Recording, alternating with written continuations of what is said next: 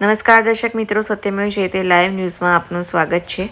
સફાઈ સેવકની ભરતીનો ખોટો message viral કરનારને પોલીસે ઝડપી પાડ્યો હતો. ગતરોજ વડોદરા મ્યુનિસિપલ કોર્પોરેશનમાં સફાઈ સેવકની ભરતી માટેની ભરતીનો મેસેજ ફરતો થતાં લોકો દોડતા થયા હતા. જે બાદ મહાનગરપાલિકાના જનસેવા કેન્દ્ર ખાતે લોકો ઉમટી પડ્યા હતા. 300 સાદા કાગળની અરજી સ્વીકાર્યા બાદ ખબર પડી કે સફાઈ સેવકની આવી કોઈ જ ભરતી નથી. જેની જાણ થતાં અરજદારોમાં રોષ ભભૂકી ઉઠ્યો હતો. તેમજ સોશિયલ મીડિયામાં ફરતો મેસેજ ફેક હોવાનું સામે આવ્યું હતું. વડોદરા સફાઈ સેવકની ભરતી માટેના ફોર્મ મામલે વહીવટી ઓફિસર તરુણ શાહે નિવેદન આપ્યું છે કે આવી કોઈ ભરતી કોર્પોરેશને હાથ ધરી જ નથી.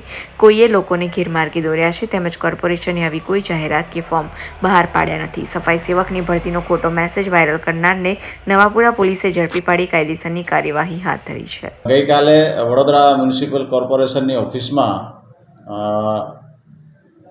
નરેશ ભોગીલાલ સોલંકી જેઓએ સફાઈ સેવકોની ભરતી પ્રક્રિયા ચાલુ છે તેવો ખોટો મેસેજ સોશિયલ મીડિયામાં વાયરલ કરી અને એ પ્રકારનું ફોર્મ છપાવી લોકોમાં વેચણી કરવા માટે સોશિયલ મીડિયામાં વાયરલ કરેલ અને કોર્પોરેશનની ઓફિસમાં આવી લોકટોળા ભેગા કરી અને ત્યાં કોર્પોરેશનના અધિકારી સાથે ધાક ધમકી આપી અને ફોર્મ સ્વીકારવા માટે દબાણ કરી અને લોકોમાં અરાજકતા ફેલાય તેવું કૃત્ય કરેલ હોય, જે બાબતે નવાપુરા પોલીસ સ્ટેશનમાં ગુનો દાખલ કરી અને આરોપીની ધરપકડ કરવામાં આવેલ છે. રિપોર્ટર સની સિંધે, સત્યમેવ જયતે લાઈવ ન્યૂઝ, વડોદરા.